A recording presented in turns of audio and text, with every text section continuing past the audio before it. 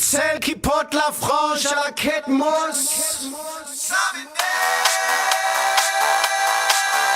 Ça m'énerve.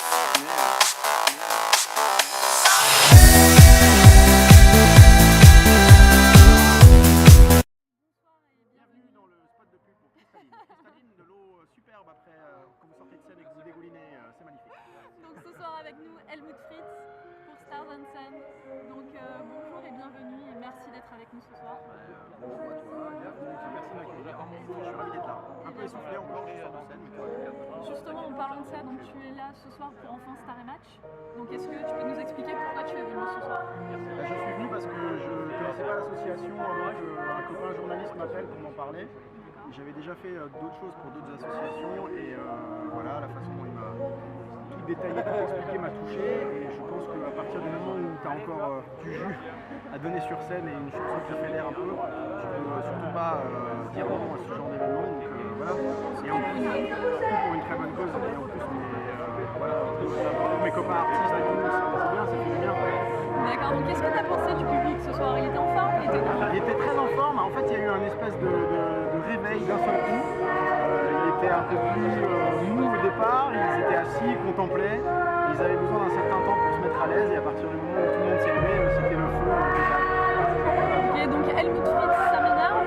Pourquoi ça m'énerve? Qu'est-ce qui se passe? Alors ça c'était la question qu'on me posait il y a 4 ans. Ah oui, voilà. Donc Mais c'est vrai qu'on ne s'est pas vu depuis 4 ans. Donc ça m'énerve, c'est ce qui m'a révélé, maintenant on va passer à la suite. D'accord, donc le nouvel album? Ouais, nouvel album, double album, le 28 octobre. Je suis très impatient et très angoissé en même temps parce que j'ai travaillé une bonne année dessus. Et là il y aura un premier single qui arrivera en radio le 2 septembre avec le clip. Donc voilà. Quelle est la différence justement avec celui d'il y a 4 ans? La différence, c'est que j'ai fait beaucoup de routes, beaucoup de scènes. J'ai vu un petit peu quelles étaient je pense en termes de son, vraiment les choses qui fonctionnaient et que les gens attendaient. Et puis moi, au niveau de ce que j'avais envie de raconter, les choses ont un peu évolué.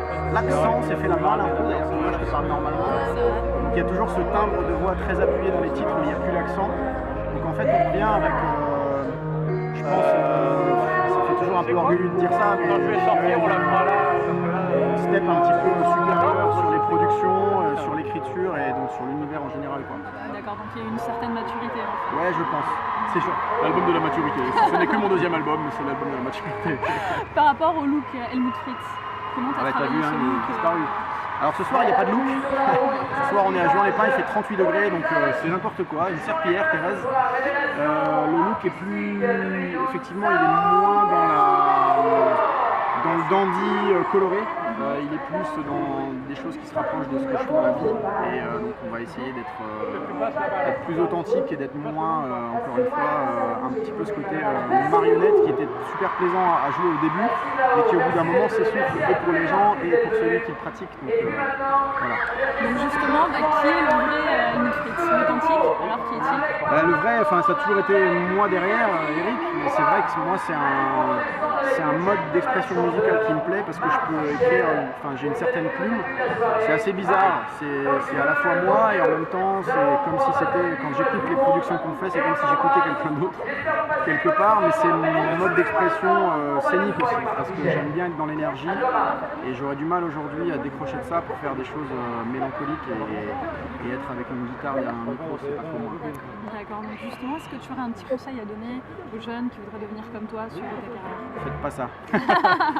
Non, j'ai pas de conseil à donner, je dirais juste que aujourd'hui les jeunes sont très friands de télé-réalité, pas seulement sur les émissions musicales mais aussi sur les émissions de mise en scène de candidats dans des univers divers et variés, et il faut pas trop qu'ils s'identifient à ça, je pense, même si je pense qu'ils ont assez de discernement, mais si je veux vraiment faire de la musique et du théâtre ou autre chose, travaille, fais ta musique, écris des chansons, prends des cours de théâtre et ne t'imagine pas que c'est parce que tu vas être derrière une caméra H24 enfermée que les choses vont se faire. Tu vas devenir peut-être un peu connu, mais tu feras jamais ce que tu aimes vraiment. C'est beau quoi. C'est magnifique. Et je le pense vraiment en plus. Donc, pour moi c'est un phénomène qui est très divertissant et en même temps très dangereux. Donc ce qui me gêne beaucoup, on rentre dans un débat psychologique. Ce qui me gêne beaucoup c'est que voilà, on essaye de faire croire qu'il y a une immédiateté du succès et c'est pas vrai. Moi c'est pareil, je suis arrivé avec ce qu'on appelle un tube tout de suite, mais il y a beaucoup d'années de travail avant, il y a beaucoup de recherche, de création. Donc voilà, faut bosser quoi.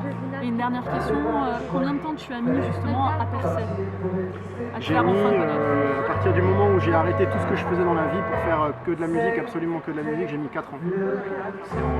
C'est relativement court, mais voilà, tu peux mettre 15 ans, ça peut t'arriver en un an si tu as de la qualité. Il faut toujours bosser et te remettre en question. Tes influences?